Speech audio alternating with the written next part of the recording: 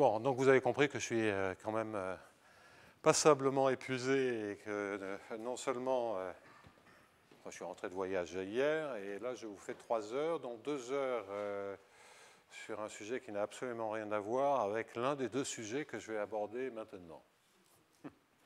L'un des deux sujets parce que je ne suis pas encore tout à fait sûr de savoir quel sujet je vais prendre pour l'exposé que je vais faire maintenant. Donc initialement, j'avais prévu, ça c'est assez dangereux parce qu'on peut finir par faire les deux en même temps, ce qui limite sérieusement le caractère compréhensif de l'exposé. Moi, je suis sûr qu'Yvon y arrive. Hein. Il en fait un maintenant dans 3 mois et puis un maintenant d'il y a 2. Donc, quoi qu'il en soit, donc initialement, j'avais prévu, parce que du coup, je branchais mon ordinateur, je m'asseyais et je me mettais en pilote automatique. J'avais prévu de vous parler d'équations quasi-linéaires et de nouvelles estimées pour les équations quasi-linéaires. Pour ceux qui sont déplacés rien que pour ça, je leur dis en 30 secondes de quoi il s'agit. Comme ça, si ça les intéresse, il y a certainement un de mes exposés là-dessus qui a été filmé et qu'on trouve sur le web quelque part. Je pense qu'à Naples, ça a été filmé, par exemple.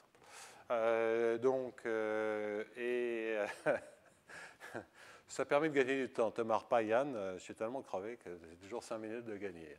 Hein. Donc, et en fait, plus récemment, je me suis rendu compte, ce sont des choses que j'ai faites il y a quelques mois sur les équations quasi-linéaires, et puis plus récemment, j'ai fini par comprendre sur un de mes dada favoris, à savoir les MFG, ce que ça voulait vraiment dire de travailler dans un espace de Hilbert. Et donc, je pense que je vais vous parler aujourd'hui. Allez, je me donne du courage parce que c'est beaucoup plus dur. Je n'ai pas de pilote automatique. Je vais vous parler d'équations hyperboliques non linéaires dans des espaces de Hilbert. Bon. Et pourquoi, diable, on pourrait vouloir non seulement résoudre théoriquement de telles équations, mais pourquoi il est nécessaire de les résoudre numériquement. Donc, ça va être le sujet. Donc, le sujet auquel vous avez échappé, hein, c'est comme Charlie Hebdo, les couvertures auxquelles vous avez échappé, porté sur les équations quasi-linéaires, et c'est en fait des équations, il y a une faute de frappe, c'est typiquement, on se pose la question suivante, vous prenez moins Laplacien U plus gradient U puissance P, P étant un réel plus grand que 1, valeur absolue de gradient U puissance P dans LQ, et vous voulez savoir quand est-ce que ceci entraîne que D2U appartient à LQ et que gradient U appartient à LPQ. Et donc c'est évidemment équivalent, c'est-à-dire la régularité maximale pour un opérateur non linéaire comme ceci. Ça paraît étonnant que cela puisse être vrai. Ma conjecture, c'est, et j'arrête là, c'est que ceci est vrai si et seulement si QP' est plus grand que D. Je sais actuellement démontrer qu'effectivement c'est faux si QP' est inférieur à D, donc c'est pas vrai, et qu'en revanche, je sais que si Q est plus grand qu'une constante qui est une certaine constante qui est malheureusement plus grande que D sur P', mais qui est C étant compris entre D et D sur P', une formule absolument épouvantable avec des racines cubiques, donc c'est évidemment pas le bon résultat. Je sais que c'est démontré que cette estimation est vraie. Ma conjecture, c'est qu'elle est tout le temps vraie. Donc au fond, c'est le mieux, c'est vous oubliez ce que je sais faire si vous avez envie de le voir. Vous regardez sur Internet, et puis l'un d'entre vous me démontre ça, et je serai très heureux. Voilà, fin du premier sujet. Ça, c'est pour ceux qui... de toute façon, il y avait une punition, parce que soit on venait en cours et on savait que j'avais changé de sujet de séminaire, mais enfin, c'est quand même une punition de venir en cours, pardon, de se lever tôt pour venir à 9h suivre le cours, soit on séchait le cours, mais on est puni, parce qu'on n'a pas l'exposé qu'on voulait. Alors, donc, dans un espace de Hilbert, on va avoir une chose bizarre, et l'espace de Hilbert en question, ça va être l'espace L2 sur un espace de probabilité suffisamment riche, Qu'est-ce que ça veut dire suffisamment riche? C'est que vous pouvez générer une variable aléatoire gaussienne dans cet espace. Bon, si la mesure est atomique, vous ne pouvez pas. Okay. Si vous savez générer une gaussienne, ça veut dire que vous savez générer n'importe quelle variable aléatoire. C'est-à-dire n'importe quelle loi. Bon. C'est L2 à valeur dans RD. Okay. Et je vais regarder des opérateurs qui vont de H croix 0 grand T, c'est le temps à valeur dans H. Transforme une variable aléatoire en une autre variable aléatoire. Une fonction dans L2 dans une fonction dans L2. Et l'exemple canonique d'équation, et j'en rajouterai une couche, d'équations que je vais regarder sont des équations hyperboliques non conservatives du style suivant. Donc, je vais écrire ici un grand F qui dépend de x et de u. Je vais mettre ici gradient. Alors, bon, je vais passer un peu de temps à vous expliquer de quoi il s'agit. F de x et de u grade u égale g ronde de x et de u. Et on pourra rajouter des petites choses. Dans ces petites choses, il y aura des parties du deuxième ordre, évidemment dégénérées. On est dans l'espace de Hilbert, on ne peut pas avoir un opérateur uniformément elliptique en dimension infinie. Il est obligé de dégénérer. Là, il est très dégénéré, puisque ce sera ce que je noterai, le Laplacien D de U. Éventuellement, alpha est égal à 0. Le Laplacien D, j'écris l'équation, l'exemple, pour une population. J'écris cette équation, cet exemple, de manière assez générale, et puis je vous donnerai des cas particuliers. Donc, alpha positif, Laplacien D, il faut que j'explique ce que c'est Laplacien D. Et puis, il y a quelque chose que je vais écrire ici, mais avec des guillemets, plus nu, et je vais mettre une dérivée seconde de U, c'est évidemment au point X, dans une direction d'une gaussienne, où nu est positif ou nul. G est une gaussienne indépendante de X. Alors ça, il va falloir quand même faire un peu attention à la formulation. On a beau être en dimension infinie, vous ne pouvez quand même pas trouver une gaussienne qui soit orthogonale à tous les x. Donc ça veut dire que le G il dépend de x, il faut le choisir en chaque x. Est-ce que ça dépend du choix ou pas? Il va falloir comprendre ça. Et je proposerai deux manières de sortir de l'ambiguïté. Donc ça correspond à différents types de bruit sur ce qu'on appelle les MFG, puisque le titre, c'est une formulation nouvelle des modèles de jeux à champ moyen, de Minfield Games. Nu correspond au bruit, au caractère aléatoire sur les joueurs indépendants, alpha correspondant au bruit systémique, c'est-à-dire au bruit auquel sont soumis tous les joueurs. Là, je prends des bruits qui n'ont aucune dépendance en X, en nu, etc. Il y a évidemment énormément de généralisation. Mais ce sur quoi je veux insister, c'est des opérateurs dégénérés d'un type très particulier du second ordre et cet aspect hyperbolique qui nécessite néanmoins qu'on explique un peu ce que ça veut dire cette équation. Parce que U envoie H dans H, donc la différentielle est un opérateur de H dans H. Et qu'est-ce que ça veut dire ce bazar-là? Je mets un gradient comme si c'était un gradient, étant entendu bien sûr que j'identifie H avec son dual. Donc, il me faut expliquer les notations qui sont là. Alors, donc, les notations sont les suivantes. Déjà, l'explication de cette écriture un peu bizarre avec un gradient et cette parenthèse et ce point, mais le plus simple, c'est de dire, si je me sers en fait de ce qui n'est rien d'autre que de l'idée de scalarisation de Krylov, mais bon, peu importe, c'est-à-dire que je regarde U de x scalaire y c'est-à-dire l'espérance jusqu'à l'arisme, mon opérateur U, c'est-à-dire ici, le produit scalaire, c'est simplement cette espérance-là. Donc, si vous voulez, je prends le produit scalaire à droite de cette équation, et l'équation que vous avez, quel que soit y, c'est dw sur dt, plus f, je ne réécris pas ce qui est à l'intérieur de f. Là, je peux réellement parler du gradient de w, parce que w est maintenant à valeur réelle, et j'identifie le dual de l'espace avec lui-même, donc la différentielle, c'est un gradient. C'est un point de l'espace. Et donc, quel que soit y, vous avez le même champ de vecteurs qui s'applique sur les dérivés de w. OK? Égal g, blablabla, sur tout le reste, ça ne change rigoureusement rien.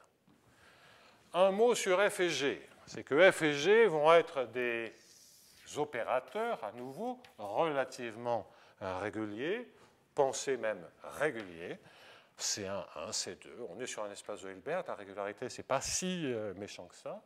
Et donc, ça va aller de H dans H, parce que c'est un H ronde. Il est fort probable que mon H ronde se transforme assez rapidement en H droit. Et de la même façon, G. Et vous pensez que ce sont des opérateurs réguliers. Bon, quand j'écris f de x et de u, bien entendu, le u qui est ici, c'est u évalué au point x. Hein? U évalué au point x. OK. Ça, c'est la première notation pour comprendre l'opérateur, cette équation-là. Pourquoi je parle de système hyperbolique non conservatif? Bon, c'est relativement clair. Ce sont des équations du premier ordre. C'est non linéaire parce qu'à travers tous les y, vous reconstruisez le u. Voilà, c'est local, donc c'est du premier ordre non linéaire local, c'est hyperbolique, hein, essentiellement. Donc, je vous donnerai des exemples dans un instant qui montreront aussi les limites de ce que l'on sait ou de ce que l'on ne sait pas. Le Laplacien D, de quoi s'agit-il? Donc, sur la notation, ça c'est la première. La deuxième notation, Laplacien D, c'est pour ça correspond au groupe d'addition de constantes aux variables aléatoires. Donc, qu'est-ce que ça veut dire? Laplacien D de U, c'est le Laplacien par rapport à Z de U de grand X plus petit z en Z égale à 0. Donc, vous calculez une diffusion, mais dans les directions qui correspondent à l'addition de constantes. Okay? La dernière expression, modulo la difficulté de comment on choisit la gaussienne, pourquoi on l'a choisie, ça viendra plus tard. On est donc avec de telles équations et la première question qui se pose, c'est les questions de motivation. Pourquoi diable on s'intéresse à ça? Deuxième question, c'est qu'est-ce qu'on peut espérer avec des équations comme ceci? Et la troisième observation, c'est qu'est-ce que ça veut dire? Qu'est-ce qu'on apprend sur les MFG? Alors, et quel rapport avec les MFG? Alors, la motivation, ça va être déjà une manière de préciser les rapports.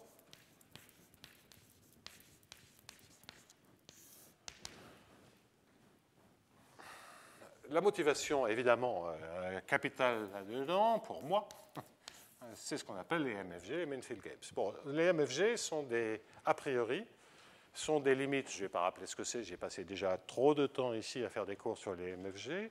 Ce sont a priori des modèles qui conduisent, pour des équilibres, qui conduisent à des équations qui sont typiquement posées, où on a, à la place d'un grand U, vous avez un petit u de x et de m, où x varie dans un ensemble Q dans RD. Par exemple, allez, on va faire simple, x varie dans RD, et m varie sur l'espace des probabilités RD, et je vais mettre, par exemple, équipé d'un deuxième moment pour faire le lien. P2, c'est simplement que l'intégrale de mx carré est finie. ça dépend aussi du temps. Et on a des équations qui commencent par des choses comme du sur dt plus un h de gradient. Alors vous allez avoir ici du x, du m. M, c'est une mesure de proba, donc c'est fonctionnel, ça. Hein. H de x de m et du gradient par rapport à x de u. Vous avez éventuellement du moins nu plus alpha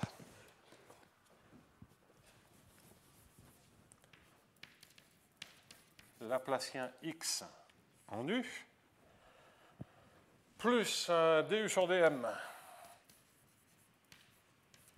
Donc une dérivée directionnelle. Hein, je fais des variations dans une direction. De quelle direction s'agit-il? De moins divergence de dH sur dp. Je ne réécris pas ce qui est à l'intérieur, mais p, c'est la variable qui est ici.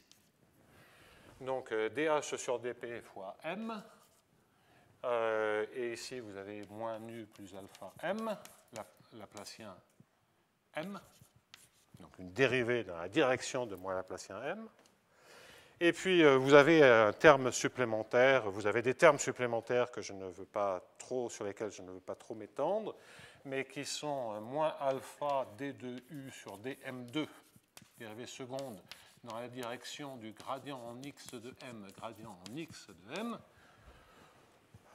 Et puis, il y en a encore un petit qui reste. Je ne sais plus très bien d'ailleurs ce qu'il est, plus ou moins. Honnêtement, je suis trop fatigué pour le reconstituer de tête. Une dérivée mixte, d2u sur d, avec un alpha devant, dx dm, dans la direction du gradient xm. Les détails importent peu, parce que soit vous avez subi ce que j'appelle l'équation M comme master equation ou monster equation. Donc c'est cette équation dmfg qui, dans un certain nombre de cas, se réduit à des systèmes de dp plus traditionnels, à savoir des systèmes forward-backward avec des EDP paraboliques ou des systèmes hyperboliques dans le cas d'un espace discret. Le point, c'est que quand vous regardez un truc comme ça, la dernière chose que vous avez envie de faire, c'est d'essayer de comprendre si ce problème est oui ou non bien posé localement en temps. Théorème de Cauchy-Lipschitz. Vous dites, la vie est courte. Hein, la difficulté étant que vous avez des dérivés dans des directions irrégulières, etc., parce que le Laplacien M, c'est assez méchant.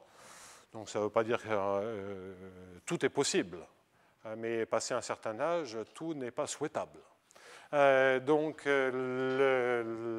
quand vous regardez ça, vous vous dites à d'autres, venez, venez les petits jeunes bosser sur le sujet, c'est pour vous. Heureusement, ça, on va le réécrire comme ça. Tout ce bazar-là, ça va être un cas particulier de ceci. Je vais expliquer les règles de passage. Et ce faisant, là, on va gagner la possibilité de faire une analyse qui va conduire au fait que ces problèmes, en particulier ceux-ci, sont bien posés localement en temps, que suivant les paramètres, si on a un paramètre que je rajouterai dans un instant qui est suffisamment grand, on a une solution sur un intervalle par rapport à la longueur de l'intervalle. On apprendra des conditions quasiment nécessaires et suffisantes pour avoir de la régularité globale en temps, et sachant qu'en général, des chocs apparaissent, ce qui signifie, du point de vue souvent de l'interprétation économique, des pertes d'unicité, des équilibres. Le point, c'est qu'à cause du alpha, le problème est réellement de dimension infinie. Si alpha est égal à 0, on peut, en faisant une intégration le long des caractéristiques en M, se ramener à des systèmes de dimension infinie. Donc, la morale, c'est que c'est à cause du alpha qu'il nous faut regarder des problèmes en dimension infinie. Alors, on pourrait se dire, il nous faut... quand même pas obligé. Ben, la réponse est si, parce que alpha, ça correspond à quoi du point de vue de la modélisation? Ça correspond à une grande population de joueurs rationnels, grande population de petits joueurs rationnels, c'est-à-dire qu'ils essaient d'optimiser un critère qui dépend de l'état de toute la population, qui dépend de tous les autres. Donc ce sont des équilibres de Nash. Et alpha, ça correspond à l'aléa subi par tous les joueurs. Nu, c'est l'aléa individuel du joueur qui est indépendant d'un joueur à l'autre. Donc alpha, c'est l'aléa commun. Et il n'y a pratiquement aucune application, ce n'est pas tout à fait exact, mais il est très naturel dans les applications à l'économie d'avoir un aléa commun, d'avoir des chocs aléatoires subis par l'économie globale qui sont subis par tous les joueurs en même temps. Donc avoir un bruit commun est quelque chose qui est assez naturel et assez indispensable comme type de modèle. Alors, je ne vous cacherai pas que donc, une des raisons pour lesquelles il faut se cogner à dimension infinie, c'est à cause d'applications à l'économie. J'en veux pour preuve que le premier exemple où des gens ont pensé à des MFG sans les écrire, sans les imaginer mathématiquement, mais ont intuité une sorte de MFG, c'est par un article absolument incroyable de Kersel-Smith, ces deux auteurs, Kersel-Smith. Il y a quelques années, Bob Lucas, bon, accessoirement, a prix Nobel d'économie, il y connaît quelque chose, normalement. Et, bon, bref, on parlait des MFG, et Bob me dit, Pierre-Louis, regarde cet article de Kersel-Smith, je suis sûr que ce sont des MFG. Nous, c'est un article qui est vachement important pour nous, mais personne n'a jamais rien compris de ce qu'il y avait dans cet article. Qu'est-ce qu'ils font? Alors, je ne sais pas si l'article est très important parce qu'il est effectivement très important, ou si c'est parce qu'ils n'ont rien compris et que donc le mystère rend les choses importantes, ou si c'est parce que Kersel fait partie du jury du prix Nobel d'économie, ce qui rend bien entendu ses travaux fondamentaux. Donc, toutes ces raisons sont peut-être mélangées, mais quoi qu'il en soit, cet article, qu'est-ce qu'ils font? Donc, ils prennent une économie dans laquelle le bruit va être un bruit poissonien, c'est un bruit commun, ce sont des chocs qui font basculer l'état de la population d'un régime de production-consommation à un autre régime de production-consommation. Donc, il y a de temps en temps des chocs. Et évidemment, tout un processus d'interaction, et c'est d'interaction sur le comportement des joueurs qui se passe à travers des quantités agrégées sur tous les joueurs, comme la consommation globale de la population. OK ? On annonce pour le trimestre 0,3% de croissance liée à une certaine consommation, un certain investissement. Le chiffre, si l'on savait générer un chiffre instantané, c'est quelque chose qui est agrégé sur toute la population, bien entendu. Bien. Donc, voilà les règles du jeu. C'est dans un cadre de Minfield Games. On a des comportements de joueurs qui sont décrits, de populations de joueurs qui sont décrits. Il y a caché derrière, c'est d'ailleurs dit explicitement, de l'optimisation, ce sont des équilibres de Nash. Ce qu'ils ont introduit, c'est un modèle de type MFG sans écrire de quel modèle il s'agit, sans écrire une équation. Ils décrivent des comportements de population. Et ensuite, ils se disent, bah maintenant, ça, nous, on n'a aucune idée, ils ne savent même pas écrire l'équation, donc bien entendu, ils ne savent pas la résoudre. Donc qu'est-ce qu'ils font? Ils font de la résolution numérique. Résolution numérique qui est, ça fait partie de ces économistes qui font d'énormes simulations numériques. La simulation numérique en jeu est colossale, hein, puisque c'est un problème en dimension infinie, donc ils font sur l'aspect comportement de la population Monte Carlo massif, sur l'aspect évaluation de l'état de la population, c'est des représentations de la densité de la population par projection sur une dizaine ou une douzaine de moments. Donc ils vont remplacer l'information, on décrit tout le M, si vous voulez, par ces 10 ou 12 premiers moments. Moments habituels, hein, x2, x3, etc., etc. Bon. Donc, bon, il y a des petites approximations sur la projection, et le Monte-Carlo, ils traduisent les règles de comportement. Ils font un énorme calcul et aboutissent à la conclusion suivante, c'est qu'ils disent que ceux qu'ils ont calculés sont parfaitement conscients de faire des erreurs qui sont plus ou moins maîtrisées, mais ils disent que l'essentiel de ce que l'on observe ne dépend que du premier moment de la population. Donc ça permet d'identifier effectivement quelles sont les quantités agrégées qui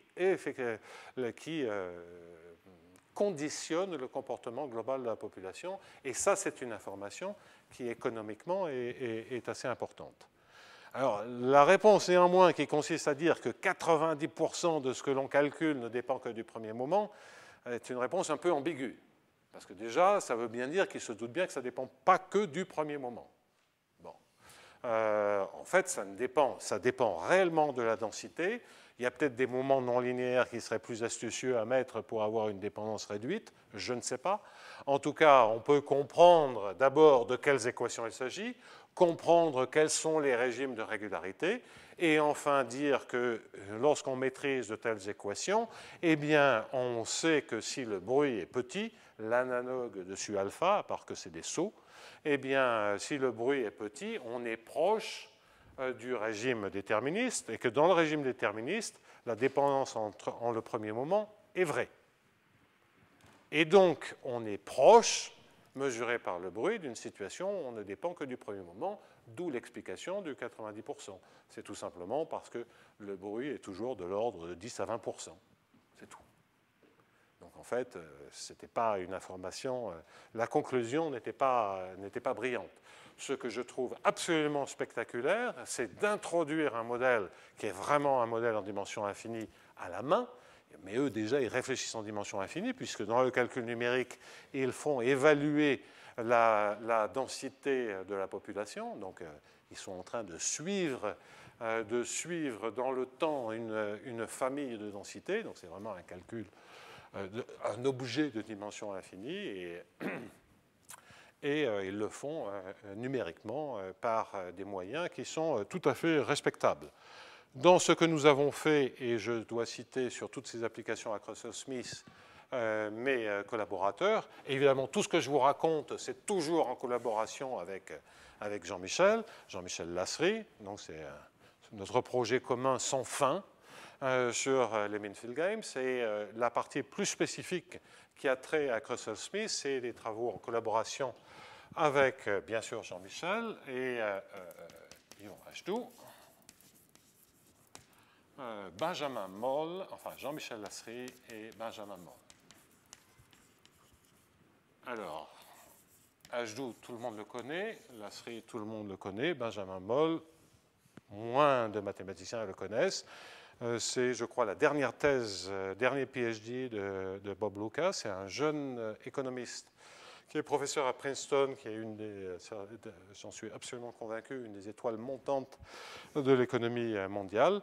Et c'est quelqu'un qui a une compréhension intuitive des mathématiques dont on a besoin en économie, et souvent un peu mieux qu'intuitive, qui est tout à fait étonnante. Bon, il viendra certainement tôt ou tard au séminaire. Donc, en particulier dans ce que nous faisons, et Yves est bien sûr aux manettes en toute première ligne, il y a des simulations numériques d'un autre type que Crossell-Smith. Il n'y a pas de Monte-Carlo là-dessus, mais il y a, grosso modo, on va penser à des temps en lesquels les chocs vont se produire. C'est tout simplement un squelette du point de vue de ce qu'on appelle un processus de Poisson, et une arborescence de problèmes en dimension infinie, une arborescence correspondant à ces pas de discrétisation. Alors déjà, on prend un ou deux pas de discrétisation, c'est-à-dire que dans un temps, on a une ou deux transitions, un ou deux chocs, mais il n'en demeure pas moins que c'est quand même à cause des passages d'intervalles de temps à un autre que ça reste des problèmes assez lourd à résoudre, puisqu'il faut enchaîner par intervalle de temps des systèmes d'équations dérivées partielles sur chacun des bouts. Ça, on retrouve évidemment l'aspect dimension infinie. Bon, ça c'était une petite parenthèse pour vous parler d'une motivation. L'autre motivation, c'est que le fait même que l'on puisse assez naturellement aborder, ou que l'on doive assez naturellement aborder ce genre de questions, vous pousse à regarder des questions classiques d'une autre manière. Et une question classique que l'on est amené à regarder, c'est ce qui est parfois appelé de manière un peu caricaturale l'équation de l'air sans pression. Équation de l'air sans pression. Donc je vais maintenant passer dans RD. Donc je vais peut-être changer de notation. Je vais appeler ça comment? Allez, petit W. Ouais, je mets W, mais parce que c'est vraiment le même que celui qui est ici. Et prenez cet exemple, et après on compliquera. Alors W, c'est comme une vitesse. U grade U. Et il n'y a pas de pression. OK? Alors, maintenant, le cadre plus général que j'ai écrit ici, c'est d'avoir, et je vais l'écrire maintenant avec un truc droit, un f de y et de w ici, fois gradient, et un g de y et de w. C'est bien un système particulier, hyperbolique. La partie de dérivation est diagonale, avec les mêmes entrées sur la diagonale. C'est le même f pour chacune des coordonnées.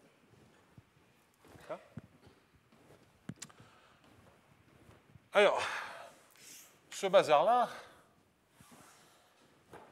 si je l'indique, c'est que, et c'est aussi vrai en dimension infinie, c'est que cette équation, elle est résoluble explicitement. Elle est résolue explicitement, c'est la méthode des caractéristiques, mais c'est surtout le flow associé à la régularisée, à ce qu'on appelait autrefois, mais ça reste toujours vrai, la régularisée de Yoshida. En effet, la solution de ceci, c'est W0 composé avec identité plus T W0 moins 1. Alors, enfin, en tout cas, tant que cette formule a un sens.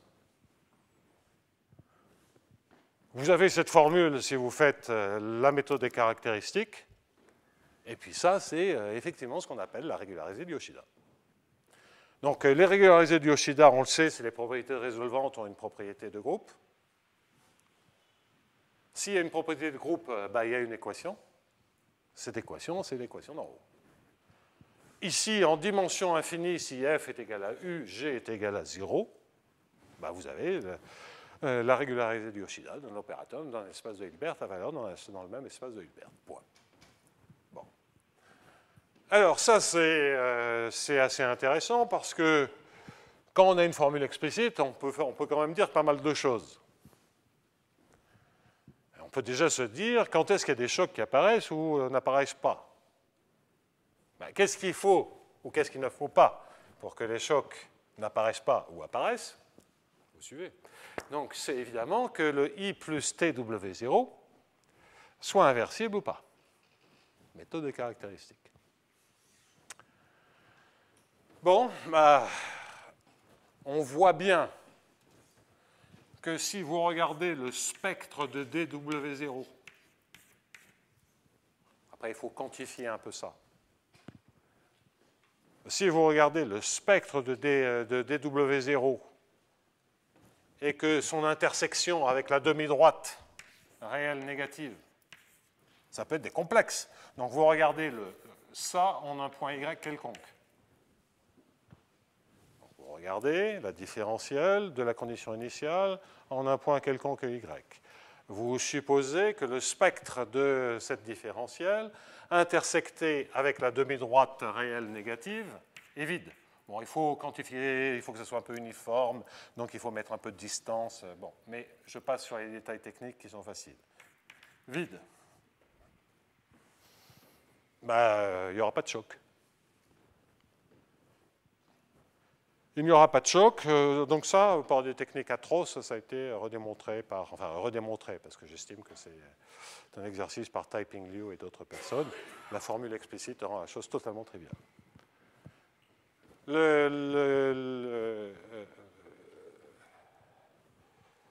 Donc on apprend que pour une classe de conditions initiales qui n'est pas si petite que ça, il n'y a pas de choc. Cette condition, et je ne vais pas aller beaucoup plus loin là-dessus, elle nous dit quoi? Bien, elle nous dit que ce qui est surtout intéressant, c'est de ne pas avoir une solution potentielle, c'est-à-dire qu'il soit un gradient. Pourquoi? Parce que, d'une part,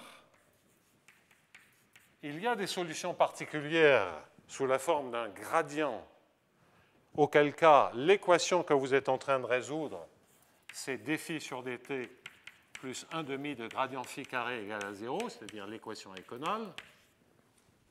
Et lorsque vous dérivez, vous trouvez cette équation-là. La formule de l'axe Oleinik explicite vous donne cette formule explicite de régularisée de Yoshida. Et la régularité qui est ici, lorsque c'est un gradient, ben là, vous le payez très cher que ce soit un gradient. Parce que ça devient une dérivée seconde. Toutes les valeurs propres sont réelles. Et là, vous êtes en train de dire qu'il faut que toutes les valeurs propres soient réelles, positives ou nulles. Ce qui veut dire que phi doit être convexe. Et c'est évidemment le régime de régularité connu pour ça. En revanche, lorsque vous sortez des gradients, la condition qui est là est restrictive, mais elle n'est pas autant que pour les fonctions symétriques. À la louche, c'est comme si vous disiez la probabilité que cette condition soit... Il faut savoir comment on probabilise les fonctions, mais la probabilité que pour un gradient, ceci se passe, c'est grosso modo du 1 sur 2 puissance dimension. Vous avez une chance sur 2 que la valeur propre soit réelle, soit positive ou négative, et il les faut toutes positives. Donc c'est 1 sur 2 puissance d. On décroît très très vite avec la dimension. Avec les histoires de quand c'est non potentiel, ce qui est là, en général le cas, génériquement, ça décroît beaucoup plus lentement. Mais c'est néanmoins une zone restrictive, mais il n'y a pas trop le choix. L'interprétation Hamilton-Jacobi, qui d'ailleurs est encore vraie pour ici, pour les MFG, et c'est un autre rappel, une autre motivation que je vais faire dans un instant, cette motivation, ben ça ne marche que dans des cas particuliers. C'est-à-dire que quand est-ce qu'on va pouvoir un gradient? Bien, il va falloir que ces choses soient très très particulières. Donc, pour avoir un gradient, c'est grosso modo une équation qui sera dw sur dt, plus ici un h' de w, on se rapproche des Minfield Games, gradient w, et ici, au second membre, un f' de x, un f' de y. Prime voulant dire, j'ai des fonctions qui vont de Rd dans R, et je regarde leur gradient. Donc à ce moment-là, vous avez une équation de Hamilton-Jacobi, dφ sur dt, plus un h de gradient phi égale f. Et à ce moment-là, vous pouvez dire des choses sur l'apparition ou non de singularité, à part que sur la condition optimale, dans le cas où f est égal à 0, pour simplifier, sur la condition optimale de régularité qui consiste à dire qu'il faut, la condition de régularité, c'est que h de W0 soit monotone, la composée, soit un opérateur monotone. Ce n'est pas dire que W0 est monotone, c'est-à-dire le gradient d'une fonction convexe. Ce n'est pas de dire que h est convexe. Il faut, pardonnez-moi, que h rond W0, ou h de W0, soit la composée de deux fonctions monotones, de deux opérateurs monotones. En plus, il en faut que un soit un tout petit peu mieux que monotone, style strictement monotone. Alors ça, c'est une condition que je qualifie de nécessaire et suffisante. Le lien, c'est pas vrai. Je prends mes désirs pour des réalités. C'est modulo la résolution de quelque chose qui pourrait être vrai.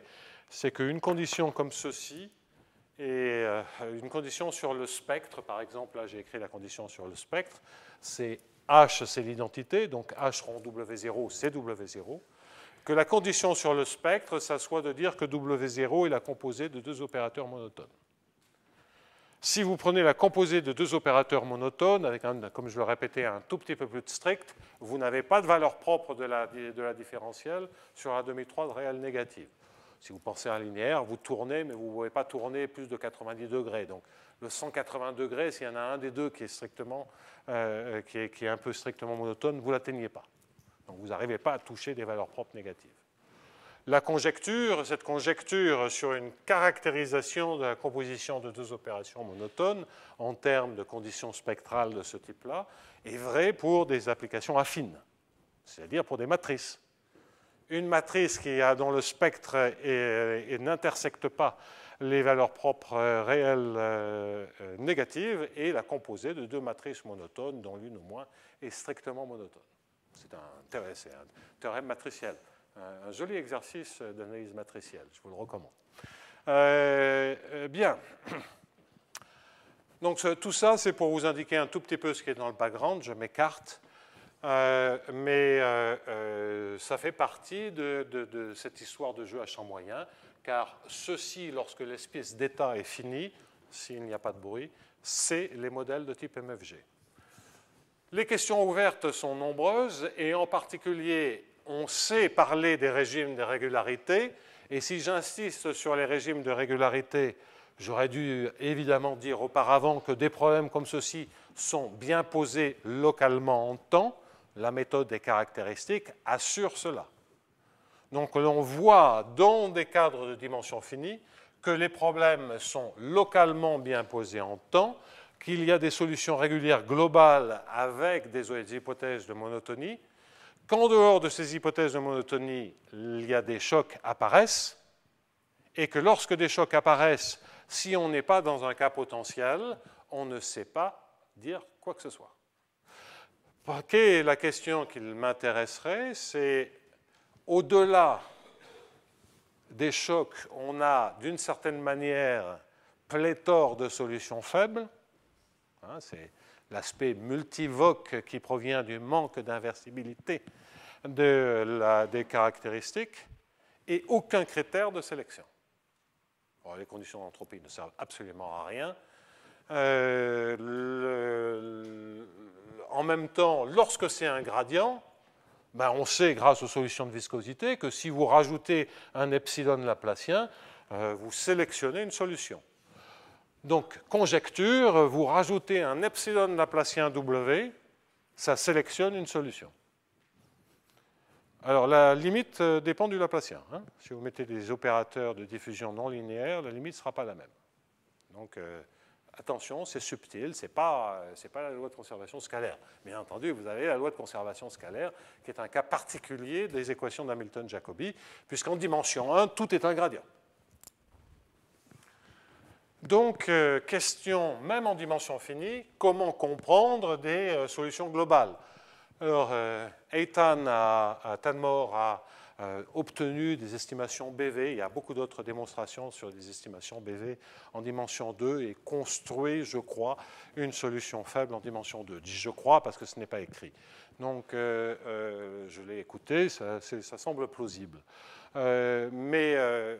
Globalement, ça utilise énormément la théorie de la mesure, ça utilise le transport faible, enfin le transport avec des mauvais coefficients, donc ce qu'on faisait avec Randy Perna, mais les améliorations faites par Ambrosio, etc., etc.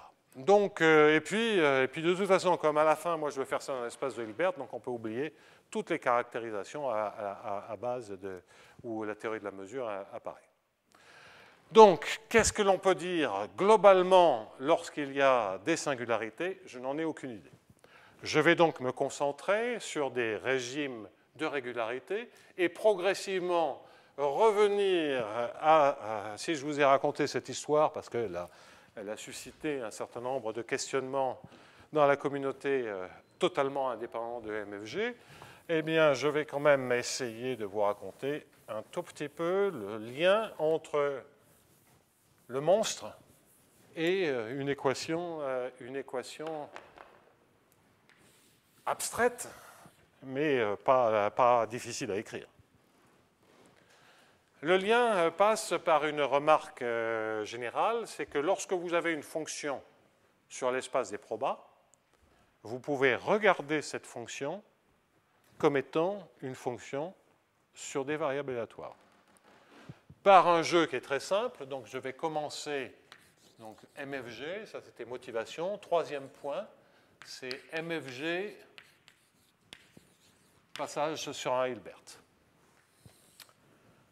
Alors, on va commencer dans le cas particulier où les MFG peuvent se ramener à une équation d'Hamilton-Jacobi-Bellman. C'est grosso modo la situation où la dépendance ici entre le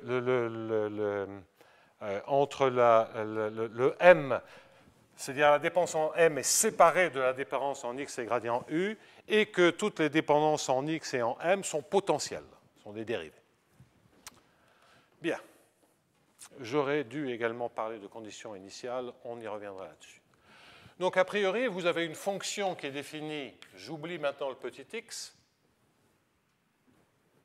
et je rappellerai U, comment il se comporte dans les cas potentiels.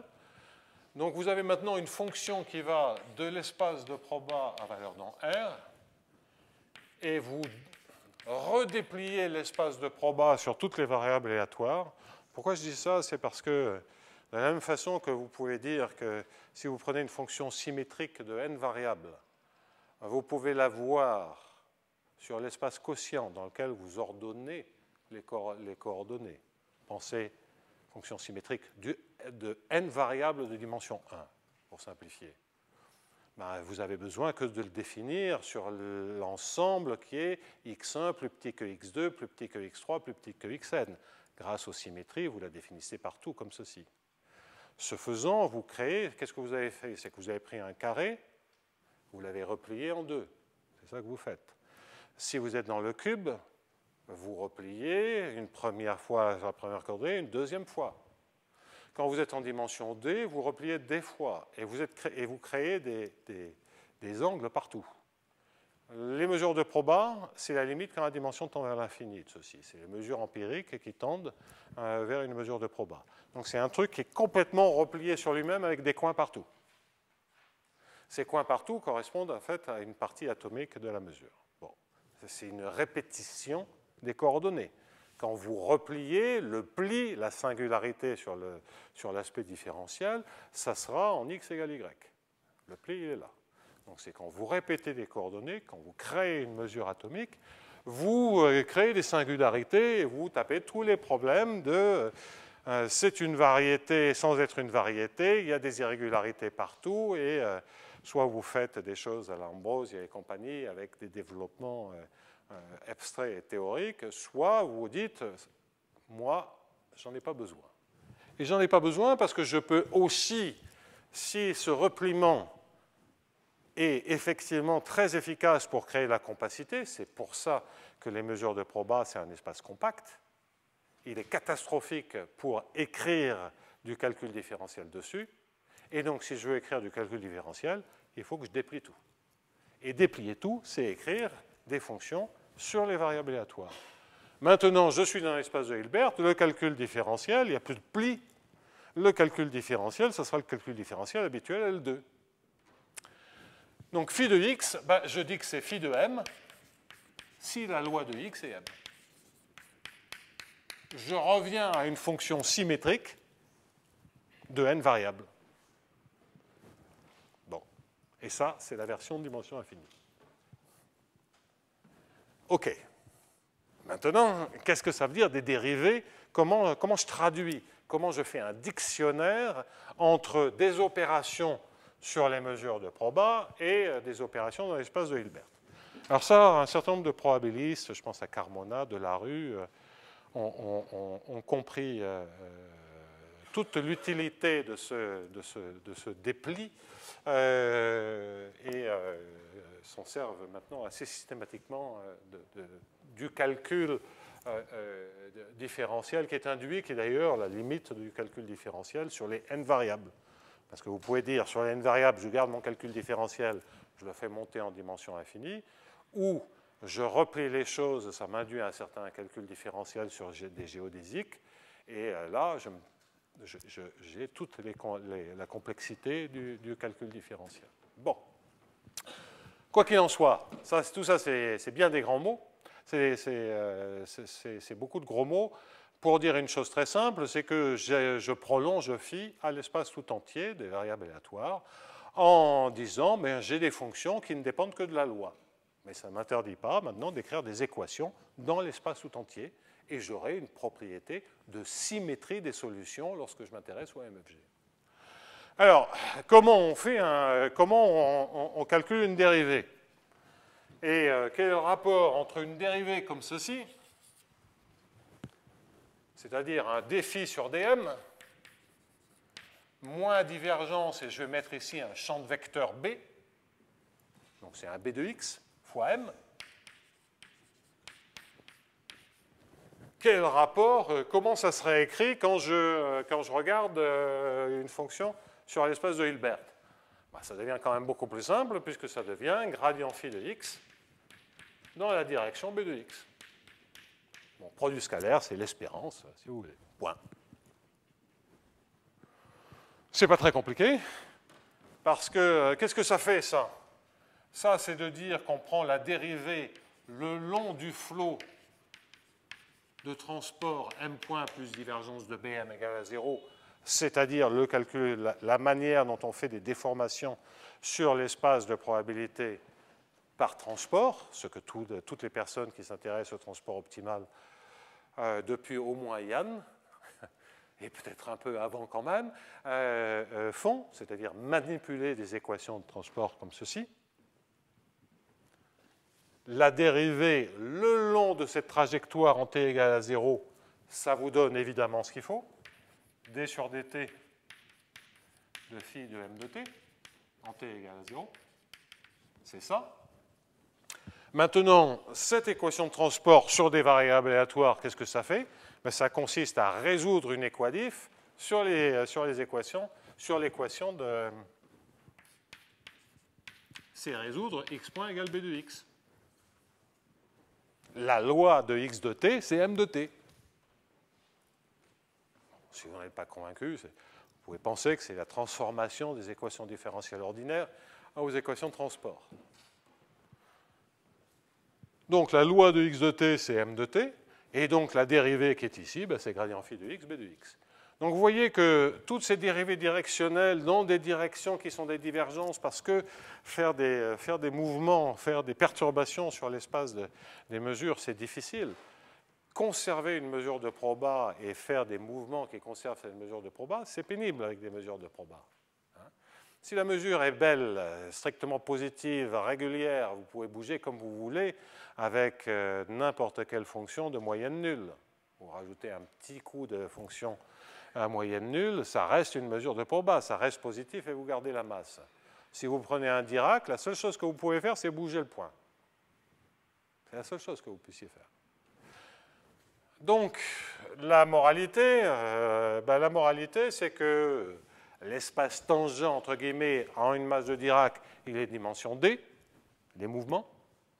Et l'espace tangent en une mesure strictement positive, en une gaussienne, ou en n'importe quelle mesure strictement positive, il est de dimension infinie, c'est toutes les fonctions de moyenne nulle. Et donc, et comme d'un point à un autre, vous pouvez créer aussi près que vous voulez d'une masse de Dirac, vous avez des mesures strictement positives, vous avez une structure différentielle qui est abominable, puisque vous avez l'espace tangent qui passe brutalement de la dimension finie à la dimension infinie de points infiniment voisins. Donc, si on peut éviter ce bazar-là, donc il y a peut-être des sujets sur lesquels il faut se cogner ces singularités-là, mais nous, on n'en a pas du tout besoin, et donc autant bien comprendre comment on contourne l'obstacle. Alors, Si vous voulez une autre règle de passage, je l'exprime plus rapidement.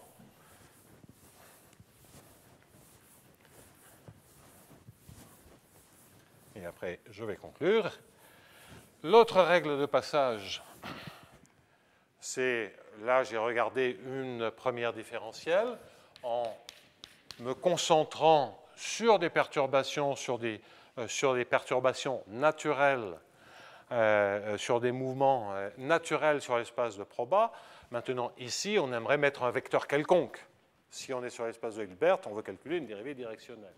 Donc, pour bien comprendre la règle de passage inverse, je regarde maintenant gradient phi de x scalaire y, et je vous donne le résultat qui n'est pas très difficile à comprendre, qui est d phi sur dm dans la direction de moins divergence de l'intégrale de y d pi. Et après, j'explique où pi est la loi jointe de xy.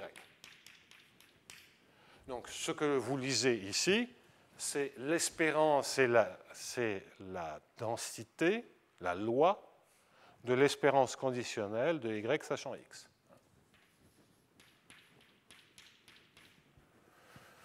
Ce qui est naturel, parce que si phi ne dépend que de la loi, vous attendez à ce que gradient phi de x soit fx mesurable.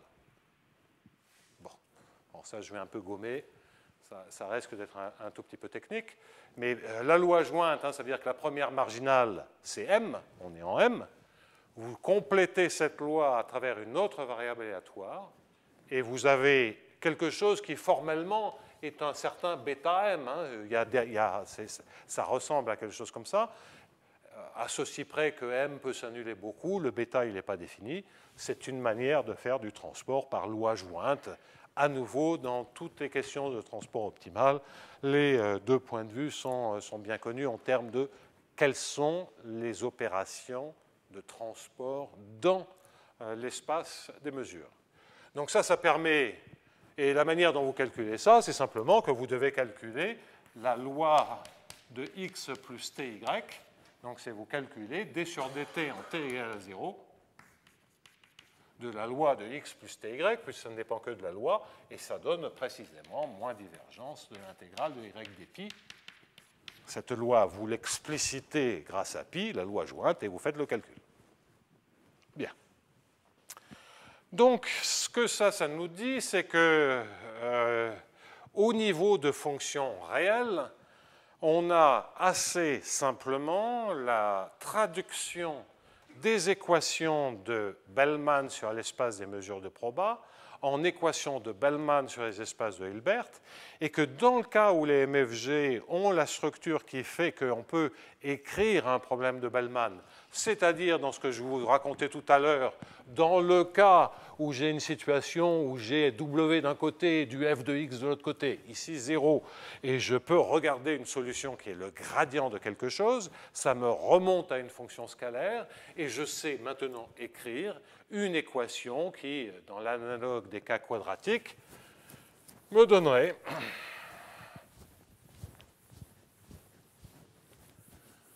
donc, typiquement, dans le cas qui correspond en dimension finie, à titre d'exemple, à des MFG où H est égal à 1,5 de P2,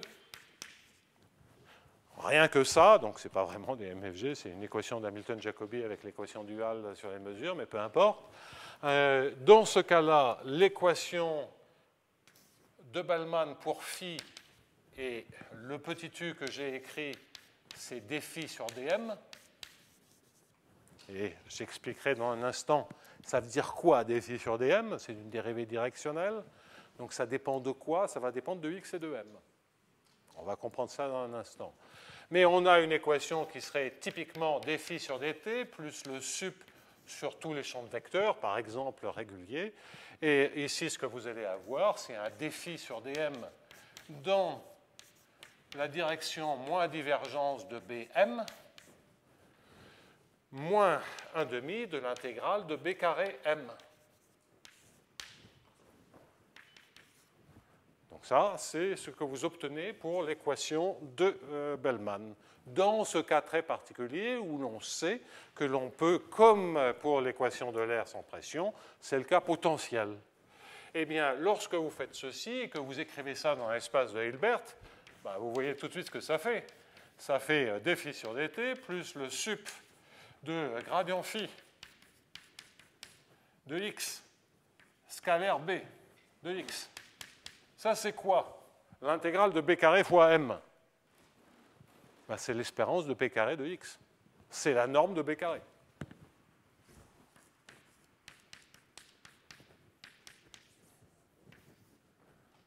Avec un demi devant. Et puis ce sup, vous voyez ce que c'est? Ben, c'est l'équation éconale dans l'espace de Hilbert. Donc, je vous montre cet exemple pour bien insister sur le fait comment une équation, on a envie de dire, c'est une certaine norme au carré. Je me souviens d'un article de Cédric et un autre collaborateur géomètre où ils regardaient des notions complètement très très particulières, géométriques, etc. Vous vous mettez sur l'espace de Proba et vous avez ce que vous voulez, une équation éconale standard. Hein. Donc ce point de vue, il est extraordinairement efficace pour écrire les équations. Donc ça, c'est au niveau équation de Bellman. Et lorsque vous avez en plus le bon goût d'avoir des MFG, vous avez le meilleur des deux mondes, parce que vous avez dans l'espace de Hilbert toute la souplesse du calcul différentiel qui est le calcul différentiel dans un espace linéaire, et vous avez en plus la compacité de l'espace des mesures de Proba. Hein? Parce que phi, ça dépend que de variables qui sont dans l'espace de compact. Donc vous avez des EDP où vous avez la compacité comme en dimension infinie et pas de singularité. Donc c'est guère plus méchant qu'une équation en dimension finie. En particulier sur les solutions de viscosité et toutes ces techniques-là, ça passe comme une lettre à la poste. Vous avez tout ce qu'il faut. La compacité pour écrire qu'il y a des max et des dérivés usuels et des fonctions régulières. Donc c'est quasiment de la réécriture automatique.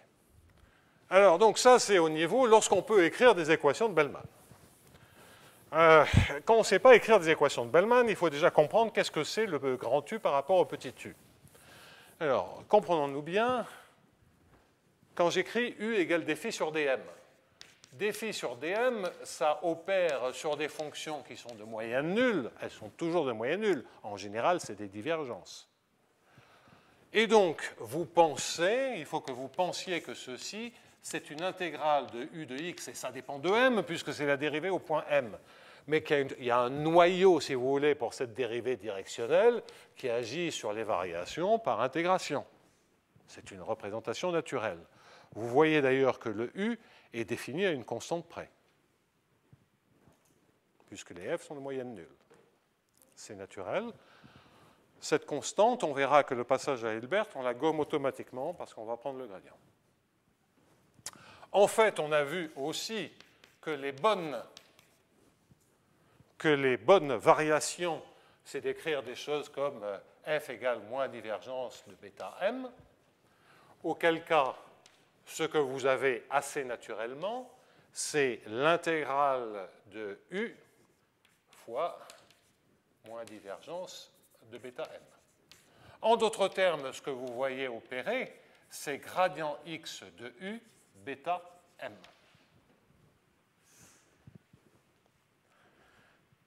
Donc, le fait de prendre des dérivés, crée une fonction de x et de m, et la manière dont ça opère sur des variations, c'est à travers le gradient en x. C'est de travailler dans l'espace de Proba, vous fait perdre des gradients et des divergences à peu près partout. Une fois dans un sens, une fois dans l'autre. Et la bonne manière de s'en débarrasser, c'est d'être dans l'espace de Hilbert. Parce que là, on remet tout à zéro, on remet tout plan.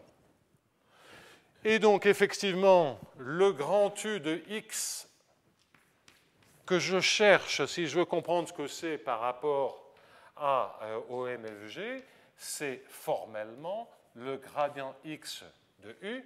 Maintenant, ça dépend de petit x et de m. Pour petit x, je remplace par grand x. Pour m, je remplace par la loi de grand x. Donc, quand j'écris quelque chose comme ceci, la manière dont ça contient les MFG, c'est par rapport à cette règle de passage. Bon, désolé pour tous ces détails, mais il est important de bien comprendre à quel niveau les choses se situent. Alors ça nous dit quelque chose, c'est que on peut se poser la question, j'ai écrit un système, une équation, je ne sais pas si c'est un système ou une équation, puisque c'est à valeur en dimension infinie. Donc j'ai écrit un machin non linéaire hyperbolique dans un espace de Hilbert. Et à l'évidence, les MFG sont contenus là-dedans. La question que vous pouvez vous poser, c'est qu'est-ce qui caractérise les MFG dans ces systèmes-là? Donc, je ne vais pas l'écrire au niveau de l'équation, je vais l'écrire au niveau des solutions. C'est là, évidemment, totalement symétrique. Eh bien, vous le voyez sur cette formule-là. Cette formule-là, vous avez une dépendance en x et vous injectez grand X. Ça vous dit tout de suite que U de x est fx mesurable. Et mesurable par rapport à l'attribut engendré par grand X. Parce que c'est une fonction de grand X. Et ça vous dit une autre chose, c'est que la loi de U de grand X, c'est le fait que j'ai pris une dérivée et qu'à la base, j'avais une fonction qui était symétrique. Là, ce que je suis en train d'écrire, c'est je prends une fonction symétrique de n variables, qu'est-ce qui reste de la symétrie lorsque je écris le gradient? Ben, c'est ça, en dimension infinie, dans l'espace de Hilbert. C'est la loi de U de x est égale à la loi de U de y. C'est-à-dire que si vous faites des permutations sur x et y, les mêmes permutations se font sur le gradient en préservant la loi. Donc voilà des propriétés caractéristiques des solutions, mais maintenant on oublie, parce que peu importe, si les MFG sont un cas particulier et que je comprends mieux le cas général, je ne vais pas m'embêter avec le cas particulier. Reste maintenant à conclure sur qu'est-ce que l'on peut dire. Donc voilà les règles de passage. Bon, je n'ai pas expliqué les opérateurs de dérivée seconde, mais c'est quand même assez naturel quand vous réfléchissez à ce que c'est un du sur dm dans la direction du Laplacien. Un du sur dm dans la direction du Laplacien, c'est la dérivée le long du semi-flot de l'équation de la chaleur. D'accord ? L'équation de la chaleur sur les variables aléatoires, sur les mesures, ça veut dire quoi? Ça veut dire m convolé avec une gaussienne. M convolé avec une gaussienne, c'est la loi de quoi? Ben, c'est la loi de x plus une gaussienne. Et donc, voilà, avec une gaussienne indépendante, convolution. Donc voilà pourquoi vous avez cette histoire de gaussienne indépendante pour la dérivée dans le Laplacien. Donc vous voyez comment un opérateur du sur dm dans la direction du moins Laplacien m, c'est simplement dire la dérivée seconde dans une direction, dans l'espace de Hilbert. Ainsi de suite. Donc les règles de transposition sont relativement simples. Et je conclus avec un certain nombre de faits mathématiques. Donc, premier théorème, c'est que si le couple, et il faut un tout petit peu renforcer la monotonicité, mais si le couple GF est un opérateur monotone de H croix H dans H, et si U0, la condition initiale, est un opérateur monotone de H dans H, et c'est de H croix H dans H, croix H, alors il existe une unique solution globale régulière de ces équations. Je vous ai démontré ça, entre guillemets, explicitement sur la formule explicite du gradient U. Ça se fait en dimension finie par la méthode des caractéristiques. Ça se fait en dimension infinie par la méthode des caractéristiques. Ah. S'il n'y a pas alpha et nu.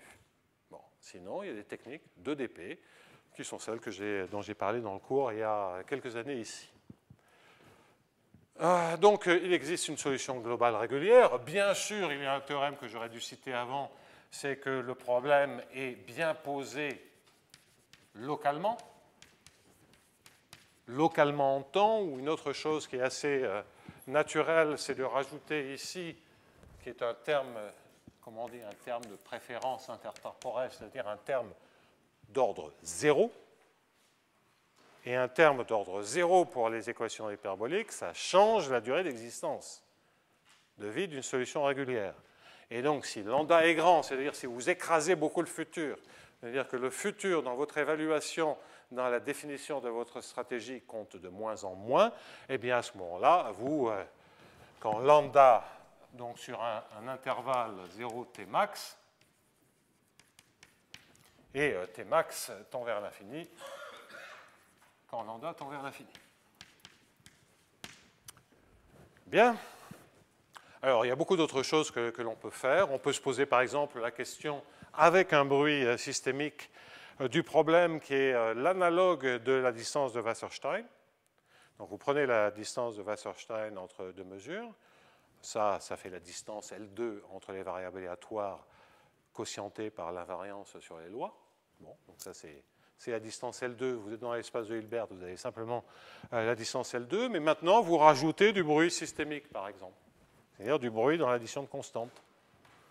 Bon, ben, c'est un problème qui est intrinsèquement en dimension infinie et qui est très, très naturel si vous y réfléchissez. C'est-à-dire que vous avez du transport de particules, mais simplement, il y a un bruit qui agite non pas particule par particule que vous voulez transporter, mais il y a un bruit qui s'applique à toutes les particules. Vous secouez tout. Bon. Eh bien, à ce moment-là, la distance, elle passe ici. C'est avec un alpha. Vous avez une condition initiale singulière, mais enfin, il y a des techniques pour faire ça, liées aux solutions de viscosité. Donc, beaucoup d'autres applications. Et je conclus simplement en disant que certains d'entre vous ont déjà entendu parler de monotonie dans le contexte des équations de MFG, mais il faut faire un tout petit peu attention ici. Parce qu'on est passé dans l'espace de Hilbert, et donc la monotonie dans l'espace de Hilbert, qu'est-ce que ça signifie? Qu'est-ce que ça signifie sur l'espace des mesures de proba? Et les choses sont un peu subtiles, parce qu'en fait, vous avez trois notions de convexité différentes sur les mesures de proba, sur des fonctions définies sur les mesures de proba. Vous avez la convexité, où vous lisez les mesures de proba comme partie d'un espace, de l'espace des mesures, espace linéaire. Donc vous faites des combinaisons convexes. Vous avez la convexité à la McCann le long des géodésiques du transport optimal.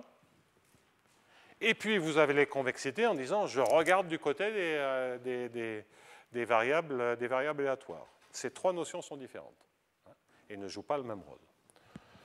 Et enfin, vous avez une quatrième notion qui est la convexité, non pas le long des géodésiques, mais suivant tous les plans de transport.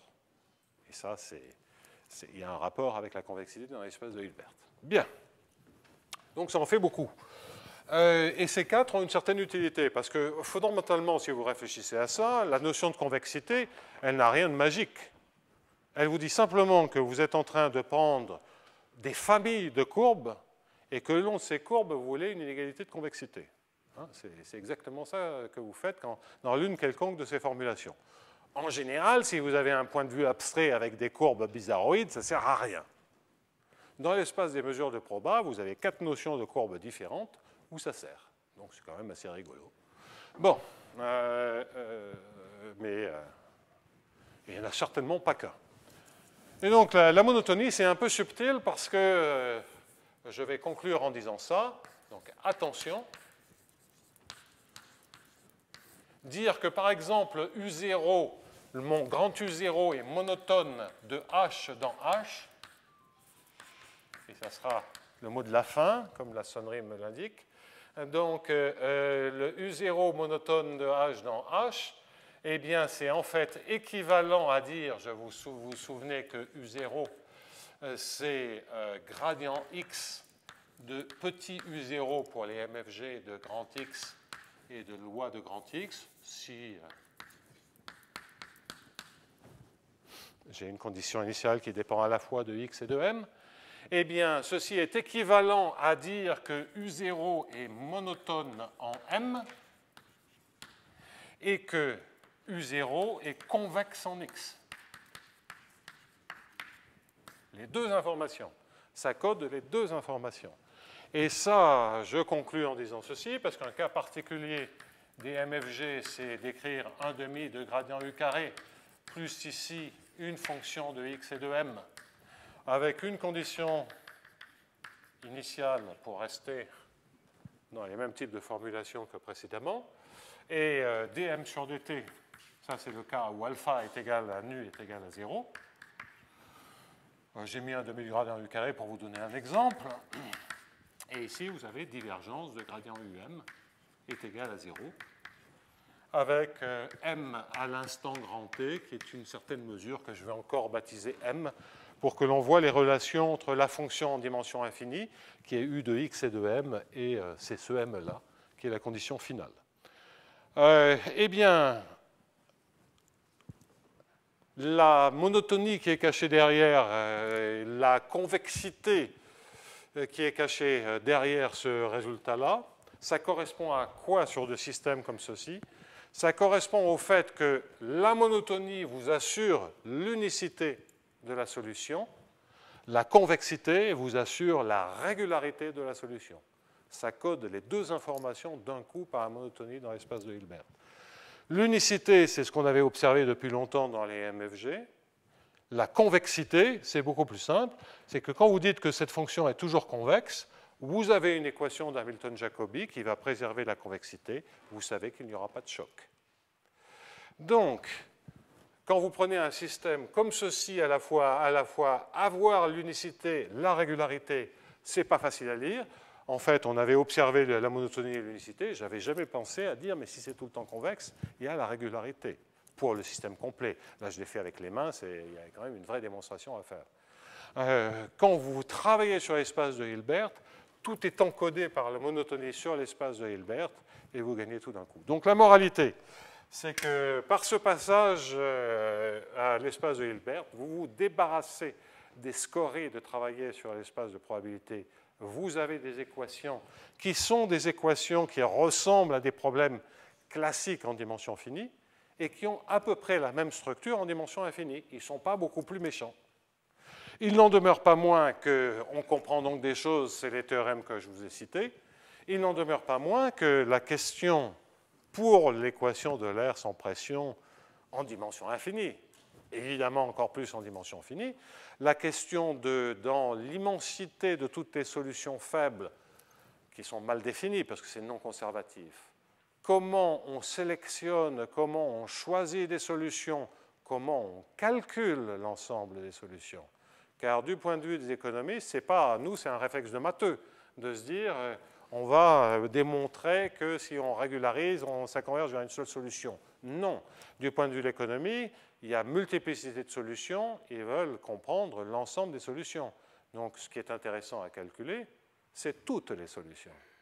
Et ça, c'est une question intéressante. Je vois Yvan qui se met à turbiner. C'est une question qui est assez intéressante, qui consiste à dire est-ce que je sais facilement calculer l'ensemble des solutions pour une équation de ce style-là multidimensionnelle? On a envie de dire ça se passe à travers les caractéristiques, que le flot caractéristique, si l'inverse est multivoque, ça va nous donner l'ensemble des solutions. Ce n'est pas clair. Parce que c'est un problème de traçabilité backward des caractéristiques. Quand vous prenez les solutions anthropiques, bon, si le flux est convexe, vous avez des formules de Laix-Oleinik ou les travaux d'Afermos qui vous montrent comment on peut remonter une caractéristique jusqu'à la condition initiale. Dans le cas non convexe, on ne sait pas le faire. Donc, donc, ça peut vouloir dire que le flot caractéristique ne capture pas tout des solutions qui sont choisies parce qu'il y a des opérations d'écrêtage qui modifient complètement la solution. Donc, c'est une question assez amusante avec laquelle je voulais conclure pour faire plaisir aux gens qui font des EDP dans l'assistance et qui sont venus par mégarde suivre encore un exposé sur les MFG. C'est de se poser la question, donc, pour de tels systèmes hyperboliques, comment réfléchir à l'ensemble des solutions, ce que je crois être une question beaucoup plus pertinente, et comment calculer cet ensemble de solutions, que je pense être une question beaucoup plus pertinente dans ce cadre d'application, que coûte d'essayer de reproduire ce qu'on sait faire pour d'autres modèles, c'est-à-dire par viscosité, sélectionner une ou la bonne solution. Je ne pense pas qu'il y ait de notion comme la bonne solution pour ces problèmes-là. Sur ce, merci beaucoup de votre patience. Désolé pour l'improvisation d'un exposé au sens où je n'étais pas encore totalement convaincu de savoir quel exposé j'allais faire. Sur ce, je vais me coucher. Au revoir.